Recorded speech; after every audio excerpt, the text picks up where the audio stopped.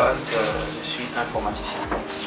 Et donc, depuis quelques années, je veux dire 12 ans par là, je me suis lancé dans la fabrication en mécanique, les assemblages également en mécanique, les techniques au niveau de l'informatique qui se passe aujourd'hui chez les autres, notamment les nouvelles technologies et l'intelligence artificielle. Alors, j'ai présenté 3 projets, je crois que je vais commencer par Rose 3D. Rose 3D. Alors dans Rose 3D, déjà pourquoi le nom Rose? Rose c'est le nom de la marque, vous allez voir un peu dans tout ce que j'ai proposé comme projet, vous allez voir ça s'appelle un peu Rose, c'est juste on a du mal à respirer, ça chauffe, les gens se plaignaient de ça. Alors je dis qu'est-ce qu'on peut apporter comme amélioration sur le cache-nez en utilisant la technique d'impression 3D? Pourquoi pas une valve qui va permettre de mieux respirer avec n'importe quel cache-nez. C'était ça en fait le but. C'était pas juste pour les cache-nez que nous fabriquons, c'était pour être greffé, sinon adapté sur n'importe quel type de cache-nez. J'ai fait aussi des tests là-dessus, et ça a marché. L'idée en fait, tout cela. Projet, et puis c'est pas sûr, je crois, c'est un laboratoire, c'est une équipe, vous travaillez en équipe. C'est un bureau d'études pour l'instant. Maintenant l'idée, nous on peut créer un bureau, en fait une plateforme où on va avoir des contrats avec tout le monde, même des cordonniers pourront travailler aussi avec. En fait oui, non. Le problème on est en fait bloqué sur cette question de crédibilité. Vous voyez, quand on va vers une grande structure, on dit écoutez, nous on fait impression 3D, il n'y a pas je ne sais pas si j'ai employé le bon terme dans mon document, mais bah, c'est ça en fait. Moi j'ai une question. Donc en fait, à ce stade-là, votre société ou bien votre start-up n'existe pas, concrètement. Vous n'avez aucun document. Juridiquement, ça n'existe pas. Théoriquement, il existe. Théoriquement, mais juridiquement. Est-ce que vous avez déjà entamé une démarche et puis la porte vous était fermée au niveau du guichet unique de création d'entreprise? Ministère seulement technique et professionnel de la formation qualifiante et de l'emploi. Aujourd'hui, c'est maintenant le ministre du Sport qui gère ça.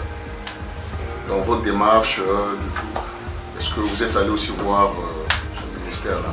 Ils sont déjà sur le chemin d'obtention de leurs documents. On essaie un peu de les suivre, mais un peu réticent. Pourquoi? Parce que c'est une technologie aujourd'hui qui n'est pas encore comprise. Donc du coup, même quand on attaque un peu les secteurs de santé, on nous pose des questions, parfois que nous-mêmes on n'arrive pas à répondre. Ils sont en norme, ils ont leurs documents et tout. La procédure par laquelle ils sont passés pour créer leur entreprise, il y a un procédé spécial concernant les startups ou concernant toutes les entreprises. Est-ce que monsieur, je crois que monsieur, sur cette procédure, vous la connaissez déjà aujourd'hui si vous avez un financement pour pouvoir procéder? Vous connaissez, vous savez pas. Donc vous allez vous reprocher d'un conseil ou d'un cabinet de notaire. Je suis sûr que c'est l'Henri. C'est pour ça qu'il est venu. Voilà, je suis sûr que l'Henri va orienter En fait, c'est ça même dans la demande. C'est ça en fait. Oui, mais je vais quand même pas mettre à la disposition de tout le monde parce que nous ne devons pas sortir du contexte congolais. Le contexte congolais aujourd'hui, les ONG, même si c'est une entreprise, travaillent sous le label de la loi de 1901. Même si c'est une entreprise, hein, ceux qui produisent les yaourts, ils vendent, hein, mais ils sont derrière la loi de 1901, l'association. Mais tu vois, le grand problème aujourd'hui, vous allez voir les pays africains, très longtemps, on a lutté plus ou moins contre le secteur informel. Aujourd'hui, on se rend compte que le secteur informel, c'est une force. Mais il faut les faire passer de l'informel et vers le formel. Et c'est ça le rôle de l'État. C'est ça qu'il est venu vers nous. Tu comprends, non? Donc c'est récent. Donc nous sommes encore un peu considérés que nous sommes dans une phase d'appropriation de la démarche. Mais le grand problème pour nous, c'est pour ça que vous avez vu que lorsque nous sommes en train de travailler sur les outils pédagogiques, on parle de la création d'entreprises. Le souci de l'envoi, c'est de les amener à créer des entreprises pour contribuer véritablement à la diversification de l'économie. Donc notre mission en tant qu'agent de l'État, c'est d'écouter pour mieux comprendre et de là définir comment les accompagner. En votre préoccupation, bon, je peux être mal placé. Pour répondre, je laisse pas le DG parce que autrement, je ne vois pas, nous pouvons très bien y faire face. Parce que ce sont des démarches tout à fait légales que nous pouvons mener, peut-être en termes de temps, peut-être un mois maximum, on peut réunir toute la documentation juridique. Et je crois avoir des documents au niveau des ministères pour essayer de vous accompagner dans ce qu'on appelle l'accompagnement technico-juridique.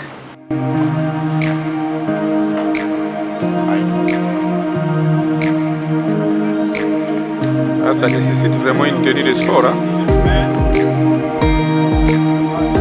Non, ça va.